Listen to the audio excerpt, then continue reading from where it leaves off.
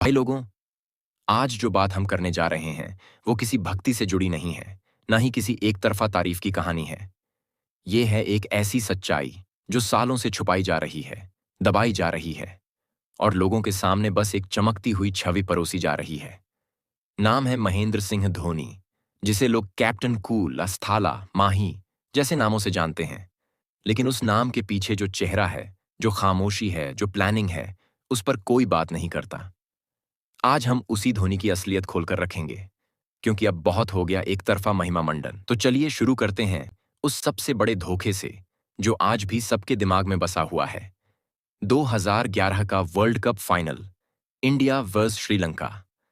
हर किसी को याद है धोनी का वो हेलीकॉप्टर शॉट, वो आखिरी छक्का जिसने इंडिया को 28 साल बाद वर्ल्ड कप दिलाया।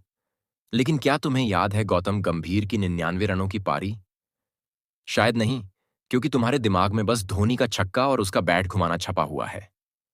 गंभीर ने उस मुश्किल समय में, जब इंडिया की हालत खराब थी, पिच पर टिककर मैच को संभाला। सहवाग और सचिन जैसे खिलाड़ी पवेलियन लौट चुके थे, तब गंभीर ने अकेले मोर्चा संभाला। लेकिन क्या मिला? न कोई फिल्म में उसका नाम, न कोई इंटरव्यू, न कोई बायोपिक और न ही किसी टी शर्ट या पोस्टर में जगह।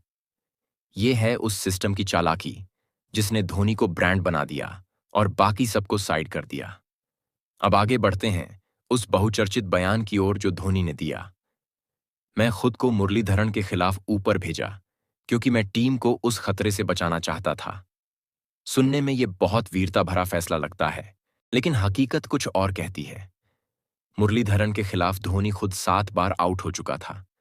तो सवाल ये उठता है, क्या तू वाकई टीम को बचाने गया था या खुद ही एक्सपोज हो गया? और भाई, अगर युवराज भी मुरली के खिलाफ कमजोर था, गंभीर भी, तो ये तो पूरी टीम की कमजोरी थी। फिर एक हीरो बनने की कहानी क्यों गढ़ी गई? क्यों हर जगह यही दिखाया गया कि धोनी ने फाइनल में आकर सब बचा लिया? अब आते हैं उस बायोपिक पर जिसने इस पूरे भगवान वाले मिथ को और मजबूती दे दी। MS Dhoni, the untold story. भाई, इस फिल्म को देखकर देश भर के लड़कों ने अपने बाल वैसे ही कटवाने शुरू कर दिए, हेलीकॉप्टर शॉट मारना शुरू कर दिया और मान लिया कि धोनी ही अल्टीमेट हीरो है। लेकिन इस फिल्म को अगर ध्यान से देखा जाए तो इसमें बहुत कुछ मिस किया गया। सबसे बड़ा मिसिंग हिस्सा, IPL फिक्सिंग, माइक हंसी, लक्ष्मीपति बालाजी जैसे सीनियर खिलाड़ियों की टीम से छुट्टी और सबसे बड़ी बात, सुशांत सिंह राजपूत की जिंदगी। सुशांत ने जिस इमोशन के साथ धोनी का किरदार निभाया, वो कोई एक्टिंग नहीं थी, वो उस इंसान के अंदर का प्यार और जुनून था। लेकिन जब सुशांत इस दुनिया से चला गया, तब धोनी ने क्या किया? कुछ नहीं। ना एक पोस्ट, ना कोई स्टेटमेंट, ना कोई श्रद्धांजलि। ऐसे कैसे? जिसने तुझे पर्दे पर अमर कर दिया, उसे तू एक शब्द भी नहीं कह पाया? दुनिया रो रही थी, सोशल मीडिया पर लोग आवाज उठा रहे थे, थ्योरीज बन रही थीं, लेकिन धोनी पूरी तरह से खामोश। और इस खामोशी के पीछे की चतुराई शायद अब भी लोग समझ नहीं पाए हैं। अब थोड़ा नजर डालते हैं IPL के उस काले अध्याय पर। 2013 spot fixing. Chennai Super Kings, Mahi की टीम उस स्कैंडल के बीचों बीच थी। गुरुनाथ मयप्पन, जो टीम से जुड़ा हुआ था, वो फिक्सिंग में लिप्त पाया गया। लेकिन क्या कभी धोनी से इस बारे में सख्त सवाल पूछा गया? क्या कभी उसने इस पर खुलकर सफाई दी? नहीं। मीडिया ने कुछ दिन शोर मचाया, फिर सब शांत। ऐसा कैसे हो गया कि टीम का कप्तान पूरी घटना से अनजान रहा? जो इंसान हर फैसले में पूरी तरह इन्वॉल्व रहता है, उसे इतना बड़ा फिक्सिंग स्कैंडल पता ही नहीं चला। अब बात करते हैं धोनी की राजनीति की, मैदान के बाहर की राजनीति। बहुत कम लोग जानते हैं कि धोनी का आर्मी से जुड़ाव केवल प्रतीकात्मक रहा है। उन्हें लेफ्टिनेंट कर्नल की उपाधि दी गई, लेकिन क्या उन्होंने कोई बड़ा योगदान दिया? सिर्फ ट्रेनिंग कैंप्स में जाकर फोटो खिंचवाने और यूनिफॉर्म पहनने से कोई फौजी नहीं बनता। असली फौजी वो होता है जो बॉर्डर पर खड़ा रहता है, बर्फ में, धूप में, गोली की आवाज में। लेकिन मीडिया ने ऐसे दिखाया जैसे धोनी ही देशभक्ति का अल्टीमेट सिंबल है। अब हाल की बात करते हैं। जब देश भर में राम मंदिर का निर्माण हुआ और उसका उद्घाटन इतना ऐतिहासिक रहा, तो हर सेलिब्रिटी ने कुछ ना कुछ बोला, कोई गया, कोई ट्वीट किया। लेकिन धोनी? फिर से वही चुप्पी। भाई, तू देश के लिए खेला, इतना नाम कमाया, करोड़ों का ब्रांड बना, लेकिन जब राम का नाम लेना पड़ा तो तू चुप हो गया। क्यों?